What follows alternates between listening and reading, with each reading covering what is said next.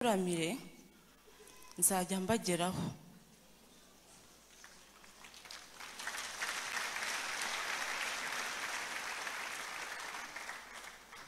Ndabizi Imana izanshoboza, aba bana tuzagumana. Sibyo Alex? Jacques Mutaramu Karori, tuzagumana, sinzabanga, ndi kumwe namwe,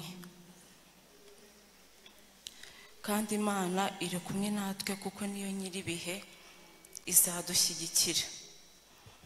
Uyu ni mama wanjye, uyu ni murumuna wanjye, uyu yitwa Nadine, ni inshuti kuva mu bwana, twiganye na segonderi na primaire na maternelle. N'uyu ni mukuru wanjye.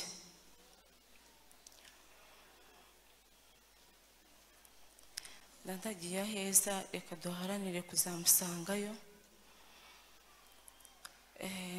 Ndashima, nshimira Imana, ngashimira igihugu cyacu, ngashimira itorero, ngashimira mwebwe mwese mushyigikiye, mwamfashe mu mugongo, ari mwebwe muri aha n'abadukurikiye ku mbuga, abanyamakuru ndabashimira.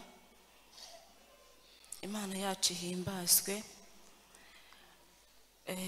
Munyihanganire gato yampamagare Ernest nabanguke.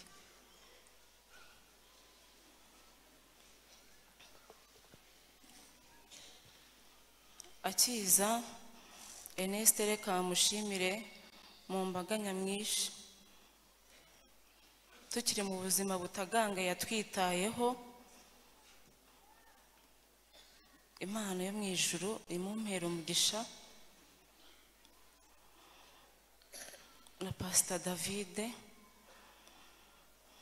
hano murimo muri benshi cyane, ntabwo navuga amazina yanyu mwese, ariko mwumve ko mbashimiye mbikuye ku mutima. Torero Imana ibaho umugisha, murakoze cyane. Reka Ernest avugeho gato. Haleluya. Ceri komeza n'abana bazane, ntabwo ari ukubatinza. Imfura yanjye ikimara kumenya ko pasiteri yapfuye itahiye, yaransabye arambwira ngo nzareke aherekeze pasiteri. Yamukundaga, yajyaga aza akicara ku musambi bagasangira.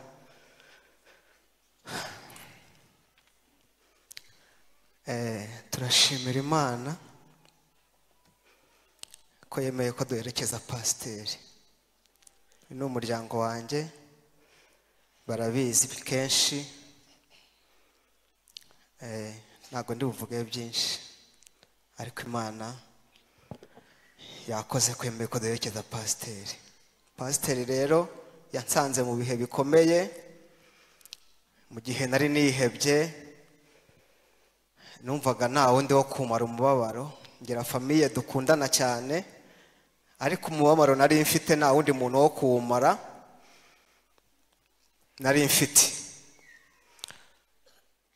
Umubabaro awunsanzemo, yabyukaga mu gitondo saa 11 akaza mu rugo, saa 6 akaza kundeba tukajyana gusangira, nimugoroba agataha ari ukamenya ko ngeze mu rugo. Abikora amezi 2. Madamu we abivuza nshimira, ariko ninjye wari ufite umwenda wo gushimira pasiteri, kuko umwanya yansanzemo nicyo gihe nagize igihe kibi cyo gutekereza nabi, kugeza naho numva nava mu mubiri. Ariko pasiteri yari afite imuguro, yari afite amagambo meza. Mu gihe abandi bantu bari bandetse, waraza afata akaboko arambwira ngo nzagume mu nzu y'Imana. Yari umugabo mwiza rero, twari dufitanye igihango gikomeye. Ndumva afite umwenda ukomeye kuri pasiteri, ukomeye.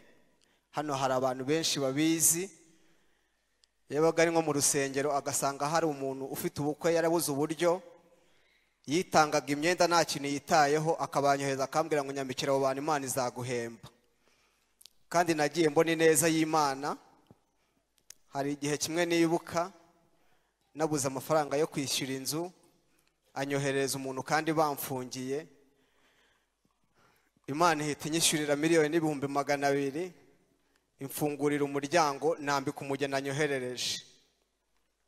Dufitanye amateka menshi sinabivuga ngo mbirangize, ariko pasiteri Imana imuruhuko ridashira, yamukunze kuturenza.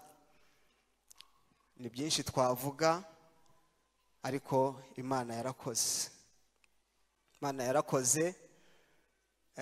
Ni ubwa mbere njya nkunda kubana n'abantu, ariko ni ubwa mbere mbonye umuntu atabarwa n'abantu bangana gutya. Ndatekereza ko abangaba ari ababashije kuboneka, no hanze hari abandi. Navuga ngo namwe Imana ibaha umugisha kuza kudufasha guherekeza umubyeyi wacu.